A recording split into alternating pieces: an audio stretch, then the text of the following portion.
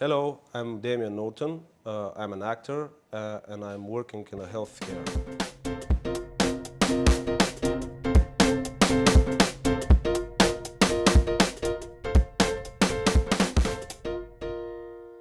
Thank you for coming today, Damon. At what age did you start acting? Oh, uh, my first experience with acting was around 11. Uh, I was like very wild kid back then, and my parents was figuring out what to do with me. Then someone advised them to sign me to the local theater club as a after-school activity, and that was my first encounter. I went there. The teachers were very brutal and amazing in the same time, and I really loved them. They teach me how to focus better my energy, to be more mature even. But I didn't stick for too long. I was around 6 months in the club. Then I had to stop because I had infection in my appendix. I had to go on operation. And after that, when I recovered, I didn't return. I continued to do different sports and stuff. But that was enough to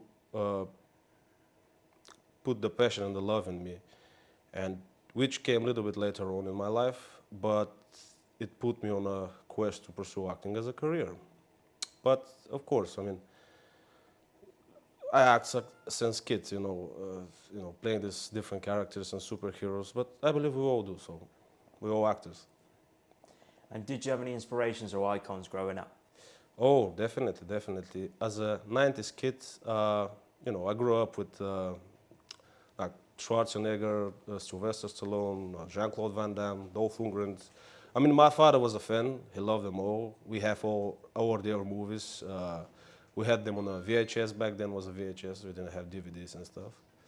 I love to watch them with my father, by myself, and of course, these dudes and my father, they inspire me to become more, to start to train, to want to be more tough, to never give up, doesn't matter what. So I believe that was a good influence for me.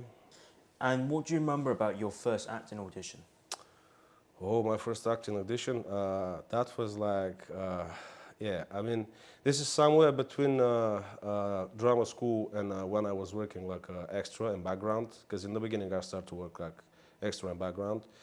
And I was looking for jobs in Mandi at that time, but in that time the Mandi it was a different name. They didn't call it Mandi. I don't remember the name, or something casting. And the first job was I landed in a theater play. I don't know how they take me because basically on my CV was mostly like background work, but probably I looked the part. Maybe that's why they give it to me. And they didn't send me to prepare nothing.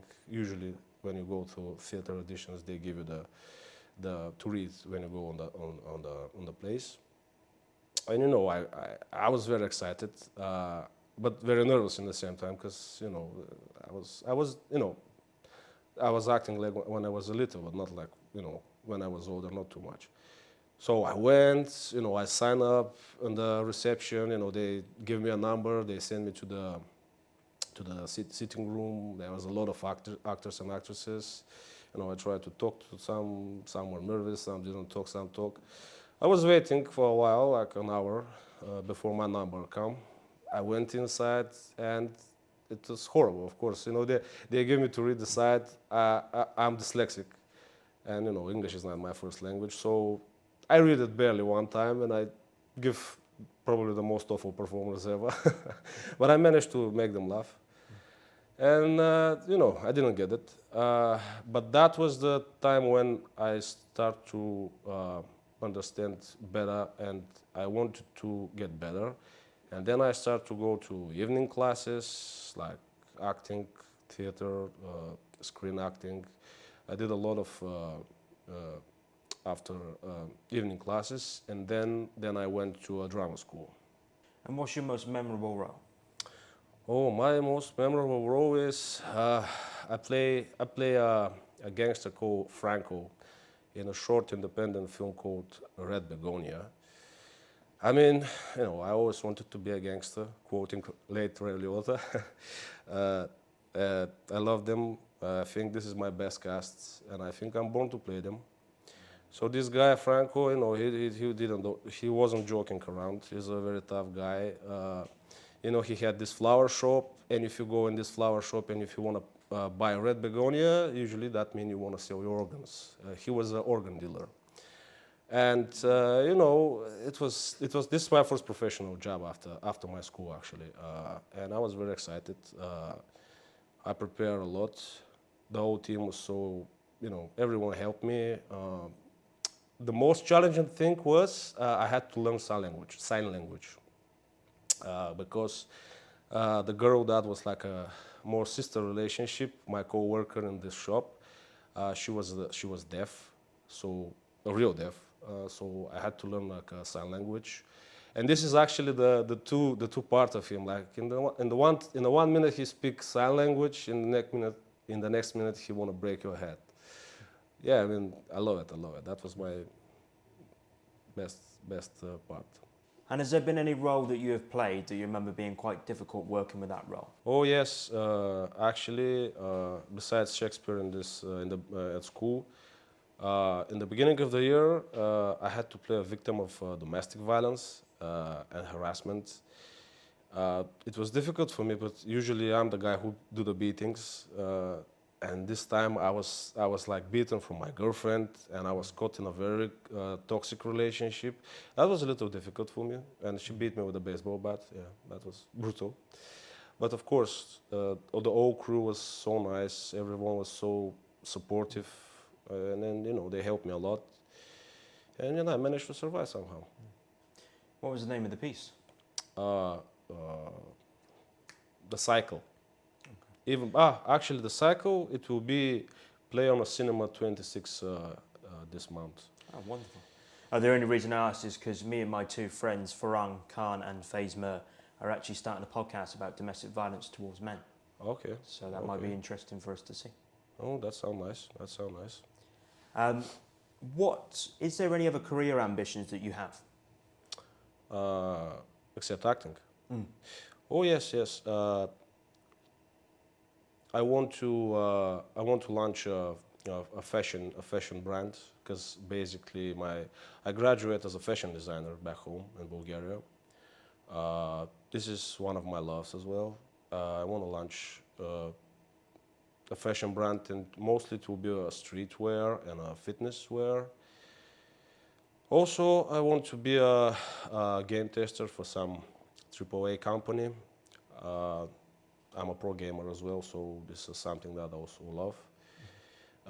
I am a tester at the moment, but like in some indie companies, and I wanna do it in the big ones.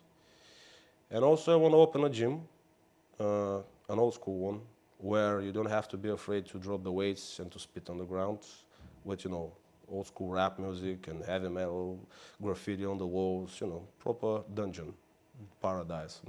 Yeah. And which artists have you enjoyed working with? Oh, I mean, I met so many amazing and hardworking people, but like the most that stick to my heart was like James Drake and Nicky Fishwork. Uh, we did a little slasher together. I mean, they're very amazing actors, very beautiful people. I had to kill them in the end, but you know. But yeah, I love to work with these guys. Another one is a Carl Hill, another brilliant guy, a young actor, very nice energy, very good comedian. We did a little gangster comedy together. Uh, it was very fun.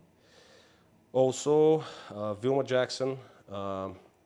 This is the girl that I had to learn sign language. We work with her in a Rec Begonia. And we also work on the cycle.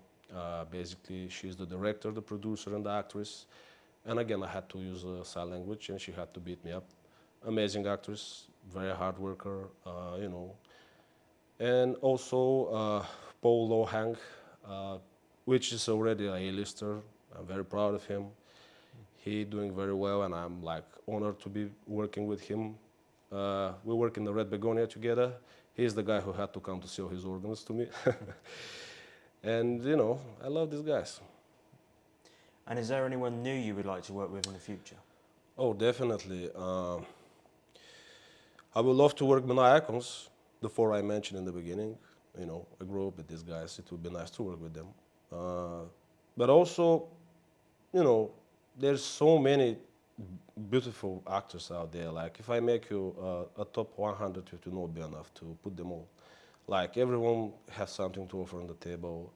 You know, amazing. Denzel Washington, you know, DiCaprio, you know, a lot of Angelina Jolie. I mean, a lot of actors. But one of my goals is to play a New York Italian mafioso in a Scorsese movie, and a gangster in a Guy Ritchie movie. So, yeah, probably this is my goals.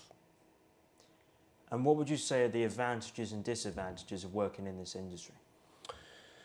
Disadvantages, yeah, it can be very hard to know mental health if you don't know how to manage it. You know, in the beginning, nobody pays you, so you have to find a way to balance between paying the bills and have free time to do the jobs. Also, it's very difficult to balance between the normal job and the acting job. It can be very hard very overwhelming, especially if your boss is not supporting you. It can bring you to depression if you don't know how to deal with the rejections and stuff. Sometimes you can be lost and disconnected from yourself, and that as well disconnects you from your friends, even your family. And also, you know, it can put you on a very bad path downhill. I see a lot of alcohol and drug abuse. Have a lot of friends that, you know, overdo it. So, you know, that can fuck you up. The advantages, a lot of advantages. Like, first, for me especially, I start to know myself better and to understand the other people better. Also, you meet so many amazing people, hard workers, which inspires you and motivates you. You know, you travel around, seeing the world, different cultures. That's amazing. And what advice would you have for anyone that wants to go into this industry? I mean, first to believe in themselves and in God, and to know that they're not alone. Never to give up. I even will quote Denzel Washington. He says, "If you stick around enough the barber shop, eventually you will get a cut. So never give up." Always have to be prepared. Doesn't matter what. Do your homework. Don't lay it on auditions or on a set.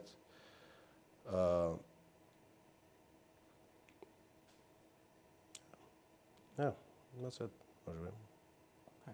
Thank you very much for your time today. Thank you. Thank you for having me. Thank you.